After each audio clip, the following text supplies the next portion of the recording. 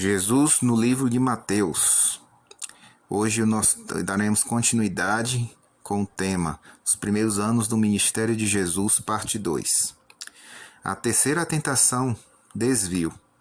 Então o diabo mudou de tática. Já não simulou seu anjo enviado por Deus para ajudar Jesus. Conservou sua própria identidade de anjo poderoso, embora cansado. Apresentou-se a Jesus como o rei do mundo e o levou a um alto monte, que alguns acreditam ter sido o Monte Pisga, de onde Moisés viu toda a terra de Canaã antes de morrer. Queria lhe mostrar todos os reinos deste mundo, seus reinos, falso, nada é dele. Satanás conquistou apenas o poder que Adão tinha sobre o mundo, e Adão só era vice-regente. O verdadeiro dono é o Criador. Esse poder Satanás nunca conquistou, mas ele pintou um quadro falso, ilusório. Pretende conseguir que Jesus se confunda e pense que o governo do mundo está realmente em suas mãos. Por isso, o levou a um alto monte, onde panoramicamente, em forma virtual, lhe mostrou o melhor da terra e o mais atrativo dos governos terrestres. Apareceram cidades cheias de templos, palácios magníficos, campos em plena produção, pomares com suas árvores carregadas de frutos, cenas de beleza insuperável, segundo Ellen White. A glória e a magnífica aparência de príncipes, suas roupas, suas coroas, seus assistentes e guarda-costas, a pompa dos tronos, as cortes dos palácios, os edifícios suntuosos das cidades, de acordo com Matthew Henry. Tudo sem rastros do mal, que oculto parecia não existir. A ilusão enganosa era perfeita. Tudo isso te darei, disse-lhe o diabo, se te prostrares diante de mim e me adorares. Como Satanás poderia dar o que nunca lhe pertenceu? Uma fraude. Como poderia Jesus receber em doação o que já era dele? Uma falácia. A tentativa de Satanás de dar a Jesus os reinos que não eram seus o revela como usurpador e mentiroso. Usurpador porque pretendia se apoderar do poder alheio. Mentiroso porque não podia cumprir o que prometia. A ilusão que o diabo montou para enganar Jesus enganou a si mesmo. Como pôde imaginar que Jesus o adoraria? Alguns seres humanos caem nesse engano, porque constantemente se aventuram a decidir com sua própria sabedoria tão limitada, sem consulta alguma com Deus. Mas Jesus estava sempre em comunhão com o Pai. Assim, era impossível enganá-lo. A adoração que Satanás pedia era o pior desvio que podia ter pedido a Jesus. Atender-lhe significava desviar-se de Deus para adorar outro Deus, desviar-se da missão e, em lugar de procurar os pecadores para salvá-los, procuraria os reinos do mundo para governar sobre eles de acordo com o estilo do diabo. Significava desviar do serviço a Deus para servir a si mesmo. Vai-te, Satanás! Vendo a ilimitada arrogância do demônio, Jesus respondeu-lhe com a ordem: Retira-te, Satanás, porque está escrito: Ao Senhor teu Deus adorarás, e só a ele darás culto. Mateus 4, versículo 10. O diabo sentiu o impacto, estava derrotado. Não restava outra alternativa. Aquele que assim lhe ordenava tinha um poder que ele não podia discutir nem desconhecer. Além disso, Jesus deixou tudo muito claro. Não haveria desvios. Ficaria com Deus e com seu reino. Continuaria servindo a Deus, não a si mesmo, muito menos ao demônio. Sua rota de serviço e redenção estava marcada e não aceitaria desvios na maneira de salvar a humanidade. Não seria pelo caminho fácil oferecido por Satanás. Primeiro, porque a sua oferta era falsa. Não haveria caminho fácil para salvar o ser humano. Seu oferecimento é pura ilusão, engano e pura fraude. Segundo, porque havia só uma forma de obter a salvação dos pecadores: carregando seu pecado e suas consequências. Ele sabia que isto implicava sofrimento, muita angústia e morte de cruz. Era isso que Jesus devia fazer e o fez sem desvios. A tentação é inevitável. Inevitável foi para Cristo e é inevitável para cada ser humano.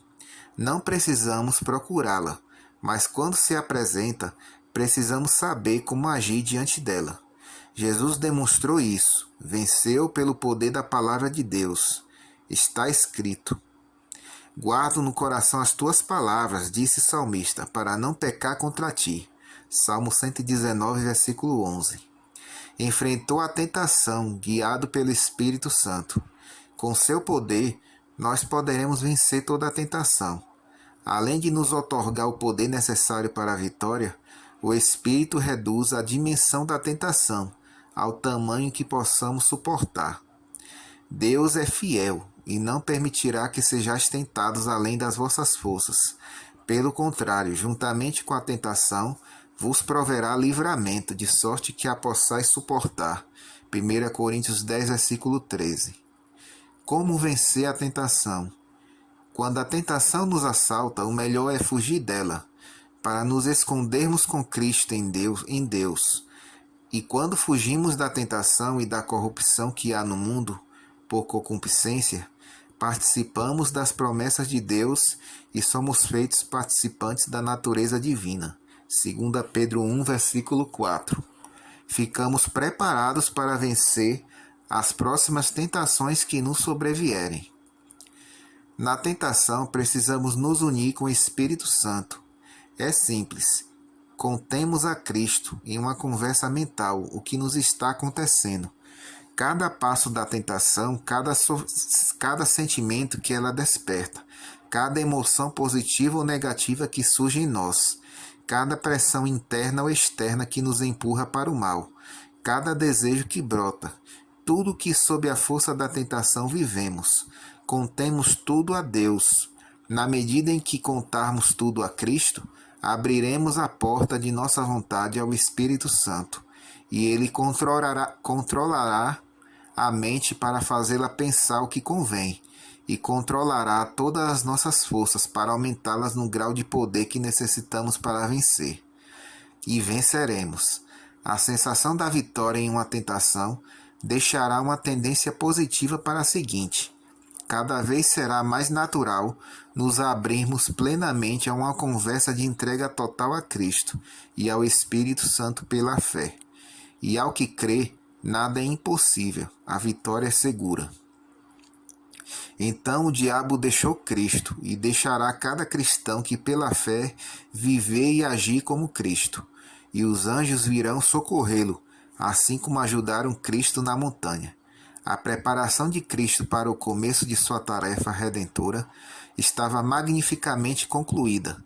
Sua identidade com o reino de Deus estava demonstrada. Agora podia iniciar a grande missão de sua vida. O reino dos céus começou. Jesus permaneceu na Judéia até o encarceramento de João Batista.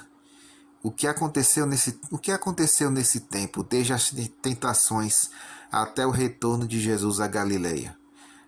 Mateus não diz, possivelmente porque desejava unir a terceira tentação, na qual Jesus rejeitou o reino deste mundo, ao começo de sua pregação sobre a chegada do reino dos céus. Não devemos esquecer que Mateus declara Jesus rei de Israel e do reino de Deus. O primeiro ministério de Jesus na Judéia. O Evangelho de João, sim, conta o que aconteceu neste primeiro ministério de Jesus na Judéia. Depois da tentação, apareceu pela primeira vez diante de João Batista, quando este o identificou dizendo: Eis o Cordeiro de Deus que tira o pecado do mundo. João 1, versículo 29. Foi a Jerusalém para assistir à festa da Páscoa. João capítulo 2. Numa noite aconteceu a conversa com Nicodemos. João capítulo 3. E já a caminho para Galileia, junto ao poço de Jacó, encontrou-se com uma mulher samaritana. João capítulo 4. Residência em Cafarnaum. A notícia do encarceramento de João Batista chegou a Jesus, possivelmente quando ele estava ainda em Jerusalém. João pregava na Pérea, ao leste do Jordão, que junto com a Galileia era o território de Herodes Antipas. Essa má notícia motivou a sua volta. Ao retornar, Jesus não foi à sua casa em Nazaré. Seus habitantes não criam nele. Segundo João, foi primeiro a Caná, depois a Nazaré. As notícias do que ele fez em Jerusalém e o que fez em Caná o precederam. Quando decidiu mudar-se para Cafarnaum, o ambiente estava preparado para recebê-lo. De Nazaré a Cafarnaum. Mateus não conta com o que aconteceu em Nazaré, mas num dia de sábado, Jesus foi à sinagoga onde assistiam os que o conheciam desde pequeno, e se levantou para ler as Escrituras. Aplicou o texto de Isaías a si mesmo, e o povo se encheu de ira contra ele. Expulsaram-no da cidade, queriam apedrejá-lo, e ele se foi para Cafarnaum. Isso está em Lucas 4, versículos 16 até o 31. Cafarnaum está na terra de Zebulon e de Naphtali, na margem noroeste do mar da Galileia, onde o Jordão deságua. Parece que não era uma cidade muito antiga, pois não aparece no Antigo Testamento. Contudo, por sua posição estratégica na rota comercial que ia de Damasco a Tiro, era muito próspera. Também seria estrategicamente muito valiosa para o ministério que Jesus cumpriria na Galileia. Tornou-se a cidade de Jesus, mas Jesus não tinha uma casa própria, como era a casa de seus pais em Nazaré. Vivia na casa de Pedro. Profecia sobre a Galileia. Estas informações preliminares sobre a residência de Jesus em Cafarnaum são importantes para Mateus, porque ele quis vinculá-las com uma profecia messiânica de Isaías. As profecias são elementos poderosos para provar aos judeus que Jesus é o prometido rei de Israel, o Messias que os israelitas esperam desde os primórdios da nação. Mateus escreve seu evangelho para eles, mas são também muito valiosas para os que não são judeus. Não sendo judeus, o recebem. Qualquer revelação do futuro normalmente fechado é atrativa para todo ser humano. Mateus cita uma profecia relacionada com sua argumentação profética, com a qual quer provar que Jesus é o rei. Aconteceu nos tempos antigos, mais ou menos no ano 734 a.C., quando Acás, um rei relativamente bom, governa o reino de Judá. O rei de Israel e o rei da Síria tramaram contra Judá. Queriam repartir o reino e destituir o rei Acás, colocando outro rei. Acás se estremeceu. Todo o povo se estremeceu com ele. Nessas circunstâncias, o profeta Isaías o deteve no caminho para lhe dar uma mensagem de boas novas da parte de Deus. Não tema, disse-lhe, o complô fracassará. Mais ainda, dentro de 65 anos, o reino de Israel deixará de existir, e o reino da Síria perderá seu domínio. Perecerão sob o domínio da Síria, e até Judá será açoitado por ele. Mas estas trevas não durarão para sempre. Virá um menino que iluminará as terras de Zebulon e Naphtali, pois ao fim encherá de glória o caminho do mar, daquele lado do Jordão, na Galileia dos gentios. Isso está em Isaías 7:1 até Isaías 9, versículo 2. Dos tempos em que Salomão deu 20 cidades desta região a Irão, rei de Tiro, em pagamento pela madeira dos montes do Líbano, enviadas por ele para a construção do templo, a população da Galileia foi se tornando uma mistura de judeus e gentios. 1 Reis 9, versículo 11. Essa mistura cresceu até o ponto em que a maioria de seus habitantes era pagã. Isso aconteceu quando os reis assírios realizaram na Galileia seu tradicional trabalho de levar os nacionais cativos e repovoar os lugares conquistados com pessoas estrangeiras. Tiglat-Pileser conquistou a Galileia com outros lugares e levou israelitas cativos à Assíria. Esar-Adom os repovoou com estrangeiros. 2 Reis 15, 29, 2 Reis 17, 24 e Esdras 4, versículos 2 e 10. Por isso o nome de Galileia dos gentios.